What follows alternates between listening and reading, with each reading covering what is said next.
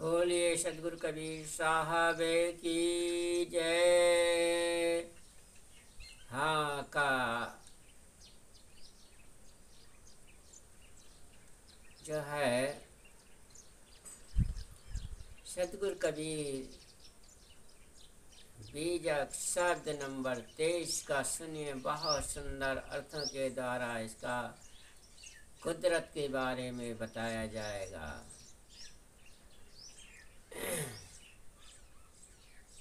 आवे धो कुदरत की गात न्यारी, आवे धो कुदरत की गात न्यारी। अब धो कुदरत की गत न्यारी।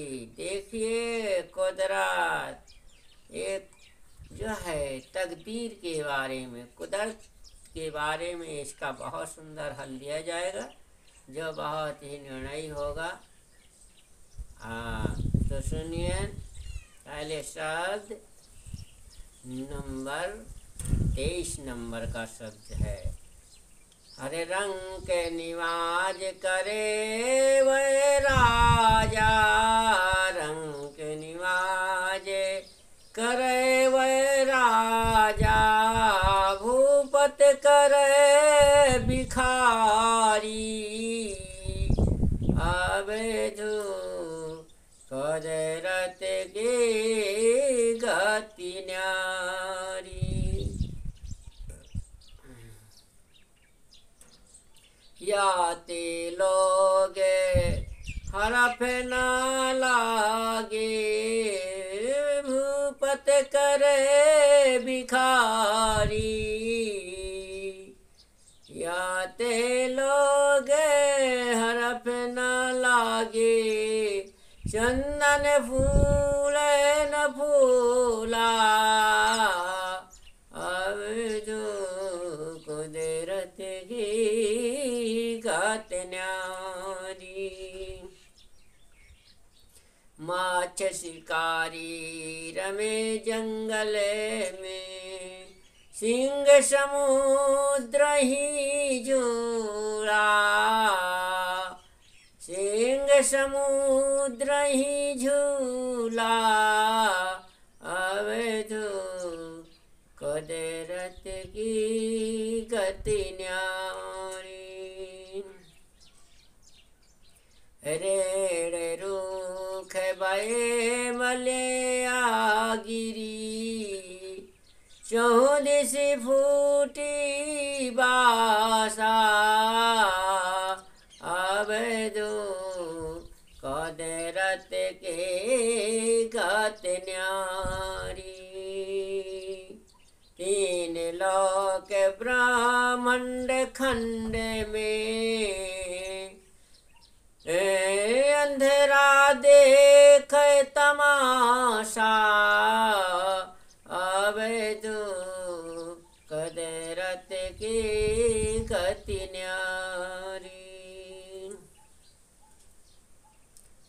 आप पंगा मेरु सुमेरु लंगे, त्रिभुवन मुक्ता डोले। अब दो कुदरत की गति न्यारी। अरे गंगा ज्ञान विज्ञान प्रकाश, अनहद बानी बोले। अब दो कुदरत की गति न्यारी। अक्का सही बांधी पत्ता लही पठवए, शेष स्वर्ग पर राजय। अब जो कुदरत की गति न्यारी। कहाँ कबीर राम है राजा, जो कछु करे सो छाजे, अवधु कुदरत की गति न्यारी। सदगुरु कहते हैं, हे अवधू, माया की गति विलक्षण है। यह मनुष्य के मन की कल्पना एवं अविद्या ही तो माया है। ये गरीब पर कृपा कर उसे राजा तथा राजा को भिखारी बना देती है। यह मनुष्य के मन की ही तो माया है कि उसने निर्जीव पानी पत्थरों को पूजने योग देवता तथा चेतन मनुष्य को उनके सामने घुटने टेक कर भीख मांगने वाला भिखारी बना दिया है। इसलिए लोग सत्योपदेश नहीं ग्रहण कर पाते। जैसे सुगंधित चंदन फूल रहित होता है, वैसे श्रेष्ठ चेतन अपने स्वरूप स्थिति से वंचित है।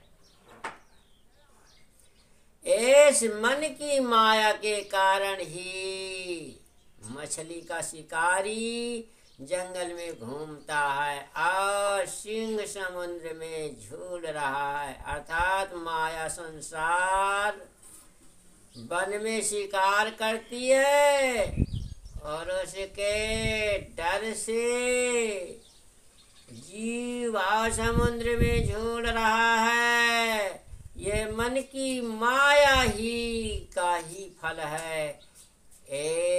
एरंड के पेड़ में मलया गिर मान लिए गए हैं और उनकी सुगंधि का चारों तरफ फैलने की कल्पना कर